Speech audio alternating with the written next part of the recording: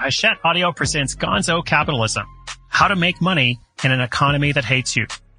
Written by Chris Guillebeau and read by Chris Guillebeau. That's me. I hope you enjoy it.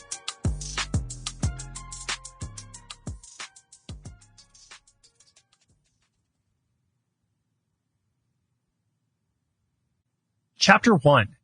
The Money Revolution. Concept. Money has always been more about perception than reality. If enough people decide that money is worth something, then suddenly it is. Recently, however, the understanding of money has become more distorted and interesting than ever before.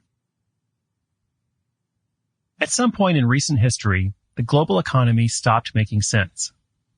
People everywhere began to think about money much differently than they had before. Figuring out what it all meant would take some time, but the early signs were impossible to miss. For one thing, hundreds of thousands of people with no background in finance suddenly began day trading the stock options of failing companies. On purpose. That last part was key.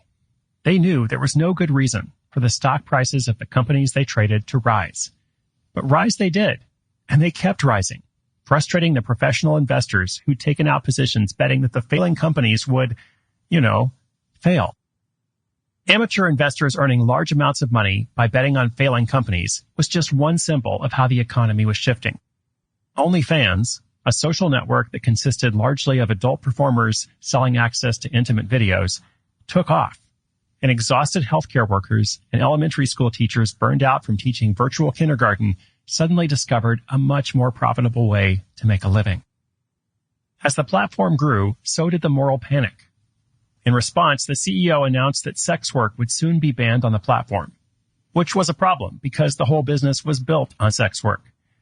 He eventually backed down at the demand of many of the performers, some of whom were earning far more than they ever would in a more conventional job. As one adult creator put it, "I make videos that you jerk off to. Why shouldn't I get paid?" And then, of course, there was crypto. Cryptocurrency would change the world, dude, and make us all rich in the process. At one point, the price of a single Bitcoin rose to almost $69,000. This happened the same month in which the S&P 500 stock market index had declined.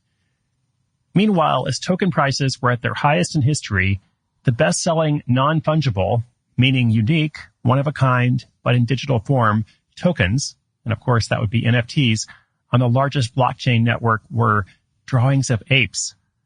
Some of these images sold for $1 million or more, all for a single JPEG.